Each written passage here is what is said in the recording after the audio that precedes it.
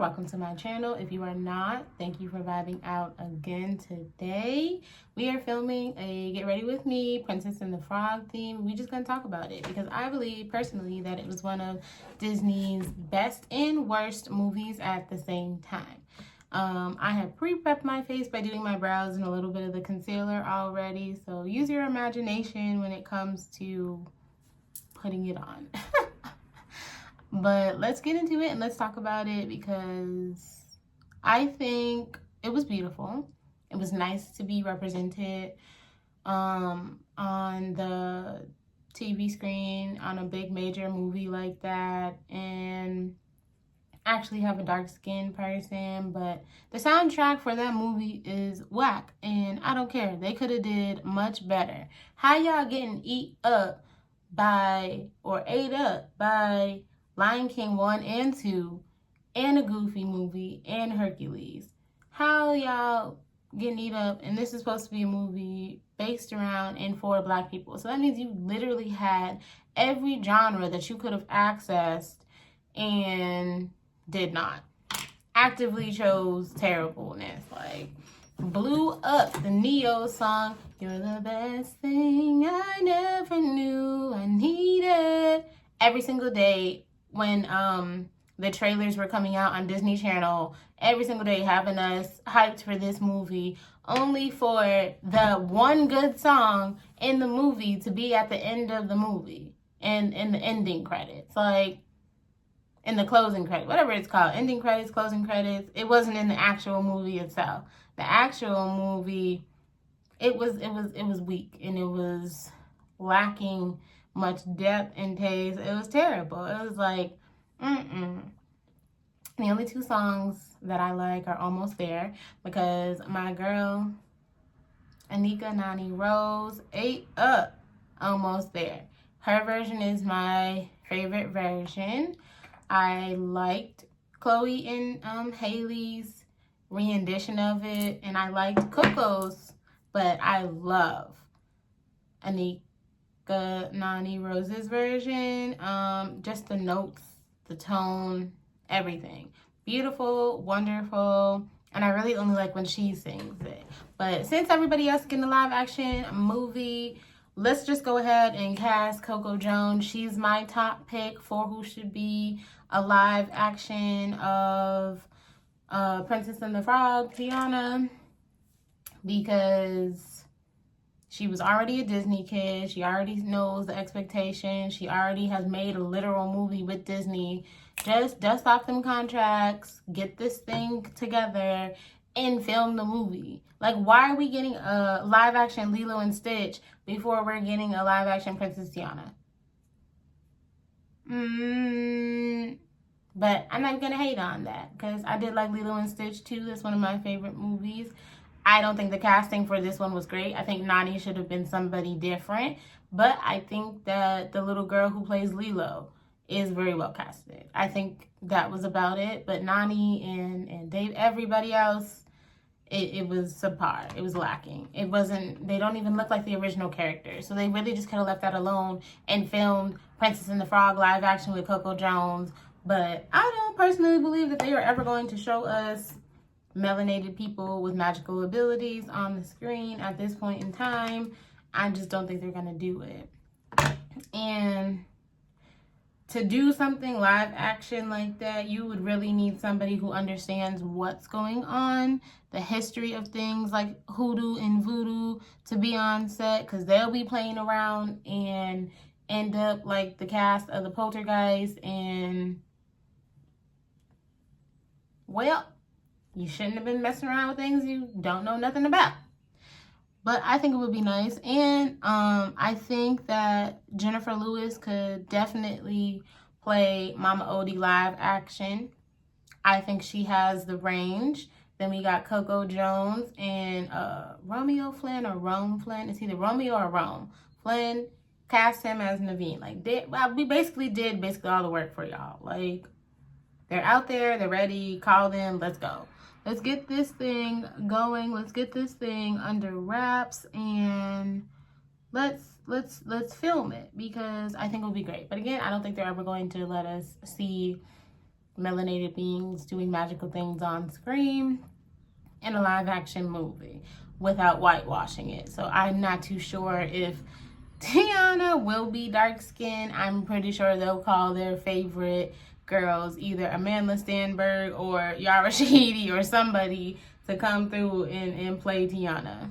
Somebody. Even the girl who played the younger version of Queen Charlotte, they probably call her before they call Coco Jones playing around with the messing around with the mess around. So I'm not too sure, when or how that'll be, because they just canceled the Tiana series that they were going to do, and I was kind of excited about it, but it's also like some things you just need to let rest. We don't really need a follow-up. Just let them live happily ever after. She got a restaurant. That's it. We don't want to know what else is going on. It's fine. And not only was the music whack, but why can't we ever just see two dark-skinned characters in love and a healthy dynamic on screen? Why is that so hard? Now, yes, I understand the history of Creole culture and the mixing of different races and things like that, with it being a New Orleans background. But Naveen is not from New Orleans. He's from the middle of nowhere, a made-up place that nobody knows about. What is this? Nobody asked for this. Why can't we ever see two dark-skinned people in love on screen? Like, why is this so hard to see and find healthy dynamics in love? And it's just ridiculous. On top of the fact that we know Disney's MO is always to unalive the mom. Why, when we see and finally get a Black movie, y'all want to switch up and unalive the dad? Why can't we never have happy father figures in the home? Why is that such a difficult, task to achieve on screen? Why can't we see it? Why can't we find it? Like, what's going on? And if I was Tiana, I would have been cooking or cleaning or doing something for Lottie, and we would have been exchanging services that way. I would not have been working in no dusty diner, and my best friend's dad literally owns 75% of the town. Are you serious?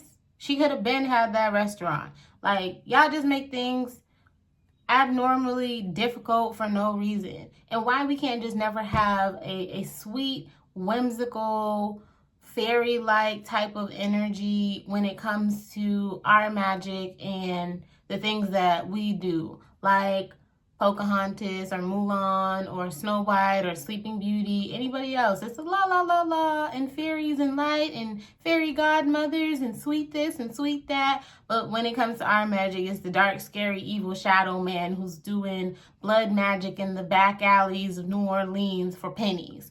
Like, that's how y'all feel? That's how y'all feel? Okay. All right. Okay. Just let y'all true colors be shown and let it be known.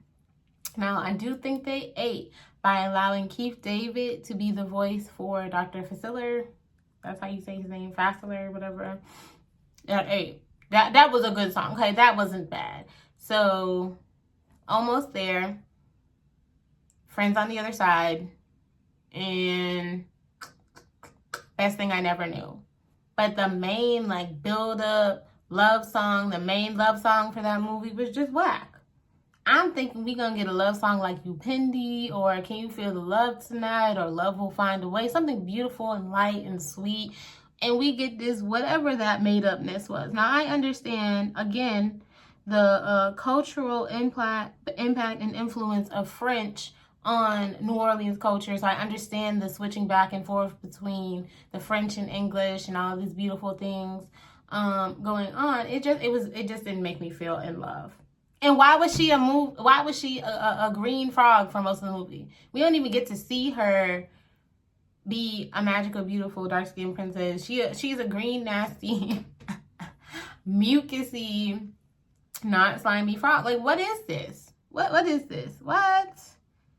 So I love it, but I dislike it at the same time because I feel like they could have did better, and I feel like they could have represented us in a nicer way. They could have represented hoodoo and voodoo in a nicer way, because y'all literally let Mulan sit up there and have a whole altar space for her ancestors on both sides, calling them both in, no problem. Beautiful, accurate depictions, different body types and sizes, definitely showed how the two different sides of the family might be arguing. They may not be in full agreement of things. You know, when people pass away, if they don't raise their consciousness and their awareness and their mindset, they're just going to pass away and be the same people that they were on the other side. So I understand that. But we don't even get a beautiful depiction of the ancestors, because y'all, that's all he's talking about. I got friends on the other side. He's talking about his ancestors. So why we don't ever get to see, you know, our ancestors represented in a nice way? We get the dark, scary, masked voodoo doll running around, again, doing black blood magic in a random back alley for pennies. Or if it is the good magic, it wasn't like a beautiful young or old version of a woman. We get a blind, crazy lady in a boat, or depicted as crazy, but you know, we just know that she's spiritual. So they definitely could have did a better job representing it, and I do feel like they were playing games. They were definitely sitting up there playing games in everybody's face. They were playing games. Like, y'all did not put in as much effort and time for the rest of your movies as you did with Princess and the Frog. So that's how I feel about that.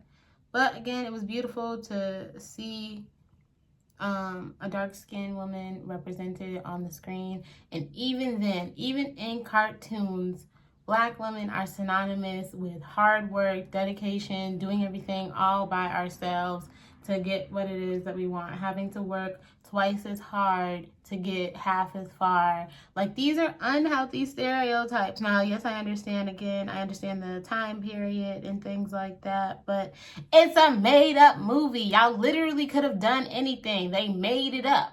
This is a made-up story, a made-up movie. Y'all could have did a little bit more effort and a little bit more research and a better. Y'all could have did much better than what we got.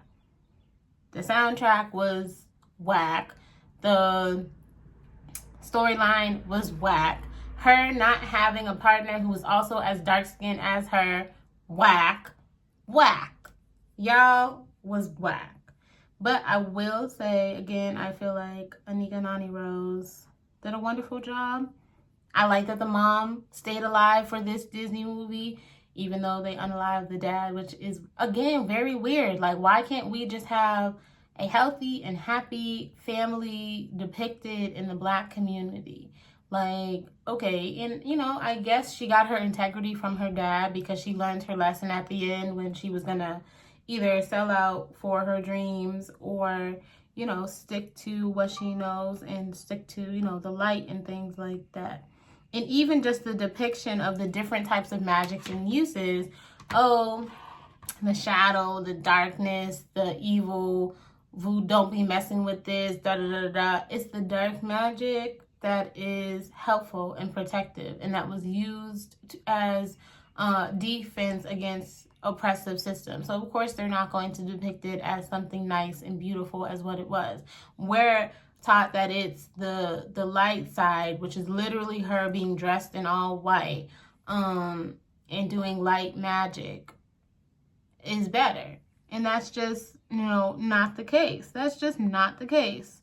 So that's why I say Princess and the Frog is one of Disney's, like, best and worst movies at the same time, because for all of the pros, there's like a ton of cons. Like, I just want to see one depiction of a happy and healthy Black family unit without there being some trauma mixed in. These are literal stories where you are making them up, and you don't have to be this traumatizing with these storylines. Like, you don't have to be this way. You're literally making up, and it was a choice to do that. And I had an unhealthy obsession with beignets because we don't really have anywhere to get beignets in the north. So when I went to Cafe du Monde, when I went to New Orleans, I was quite displeased. And this is no offense to beignets and the history of beignets and the food and the culture of the South. I just was wrong for my own mindset of thinking that it was going to be like a fried thing, but more so like a crunchy, crispy fried thing, like a elephant ear or a funnel cake. So when you bite into it, it would be like layers or something like that. Not a big square donut. So, and then you're like trying to eat it, in the powdered sugar is literally choking you. Like this is a choking hazard. Like, what? Somebody please. Now, I do like the alligator. I think that was very nice. I think his character was funny. And I also think y'all was mad wrong for stepping on my guy Ray and adding the crunch sound. Now, you know, if you go and you step on a lightning bug or a firefly, whatever you call it, it's not gonna make no hard crunch like that. They didn't have to, like, that movie was just unnecessarily traumatizing for no reason. And again, we don't get nice, beautiful depictions of our ancestral veneration and our ancestral magic. We get the dark, scary mask. Like, we can't even get literal people. We get the dark, scary mask and the voodoo dolls. Like, what is this? They want y'all so terrified and afraid of your magic, because that's all it is. That's who the friends on the other side that he's talking to is the ancestors who have crossed over. That's it. And again, that's why I don't think they'll be showing us a live action version, because then we'll do it in real life and say, oh, well, this isn't as evil and dark and demonic and scary as they said. This is work that our ancestors have been doing for generations upon generations, and there's nothing wrong or inherently evil or dark about it. So again, the depiction, the stereotyping, and everything was just completely unnecessary. And the soundtrack was whack. Like, why did y'all have Neo's song playing on every single one of the trailers when that movie was coming out? Because I was one of those kids who was counting it down for it to come out, only for that song to be all the way at the end, not even in the main movie. And for her to be a frog for most of the movie. Like, why we can't just have happy, normal relationships? Like, it's too much. But I will say the overall theme of, you already have everything that you needed. They already had everything that they needed. They didn't have to look any further. All they had to be was their authentic selves. And as they are their authentic selves, they were everything that they already needed, everything that they were looking for. And I believe that movie is also a big testament of being able to rest and slow down and have fun and enjoy the pleasures of life. Because for her to be so young and having to work so hard and missing out on such beautiful things, I understand being goal orientated, but the work-life balance needs to match as well. So that was my little rant on Princess and the Frog. Let me know what y'all think about it in the comments. Do you think I was a little bit accurate? Do you think I was being too harsh? Like, let's talk about it. Because why is Lilo and Stitch getting a live action version before Princess and the Frog? Like, what? That don't make no sense. I thought they would do all the Disney princesses live action and then go to the other movies. Like, they don't know what they're doing. Disney don't know what they're doing anymore. That's why I was a Disney kid at heart. I loved them down. You couldn't tell me I wasn't going to be sad for a Disney Channel original movie every single Friday. Okay, I was tuned in. But now that I've gotten older, and the blatant disrespect that movie had for our ancient traditional practices and movies, and not movies, but our ancient traditional practices and spiritual connections, was disrespectful. Like, everybody else gets a sweet, whimsical, even Coco. They may be skeletal, but they still get full body depictions of, oh, this is grandma. This is my cousin Louise. This is the aunts. This is the uncle. Oh, this is my family. We didn't get none of that. We didn't get a single thing. We didn't get nothing. Nothing. They played in our face the entire time with that movie. And the soundtrack, and the fact that the love interest wasn't a dark-skinned black man. I was waiting for somebody who looked like Morris Chestnut to pop up, and they gave us that. Now, again, I understand the mixing of the cultures, and a lot of people are biracial and mixed, so I guess that was good representation for them. But again, this movie is a made-up movie, and every other single movie has a leading love interest that looks like the princess. From Mulan to Beauty and the Beast, because eventually he turns back into his normal human form. Frozen, Little Mermaid, Hercules. Everybody has somebody that looks like them, okay? So I don't think I was too far off expecting somebody who looked like Morris Chestnut to pop off the boat and then was displeased when somebody like Naveen came. Like, what is your beef with two dark-skinned people being in love? Like, what's wrong with y'all? But whatever. And I think that it was good for the time period of what it was. And I think if they probably had depicted it a little bit too accurately, like they did with Moana, people would have been mad and be like, this is demonic and this is evil. So I think they were also trying to spare themselves. But y'all really got to think and look like beyond the veil with these movies. Everything that they think about and they put, from the set design to the characters to everything, the clothing, the habits, the behaviors, everything that they are putting on screen is an intentional and thought out process. So why did y'all intentionally do these things and disrespect us this way? But let me go grab the corset and put it on to complete the full look, because either way, I'm rocking with my girl, Anika Nani Rose, and Tiana. I think she did a beautiful depiction. It was good enough to see, you know, somebody that looked like me on screen. I think it was beautiful. I wish she would have stayed a human version of herself, even just a bit more longer than what they did, but not my movie. I just want to end this video after I put the corset on to complete the full look. But as I end this video, to just close out of going and researching your ancestral roots, your ancestral practices for yourself, your ancestral spiritual practices for yourself, and not allowing anybody else outside of that to determine whether this is good or bad or evil or evil, right, wrong, whatever it is, because it's not going to be depicted accurately, because we have to remember that, again, hoodoo, voodoo, lukumi, santeria, all of these other things were used to fight against oppressive systems. So, of course, they're not going to depict it in a beautiful, loving way. It's going to be dark and evil and scary. So doing research for yourself so that you don't carry on these harmful stereotypes are important. Anyways, here is the final look. What do we think? What do we think? Should I do all of the Disney princesses?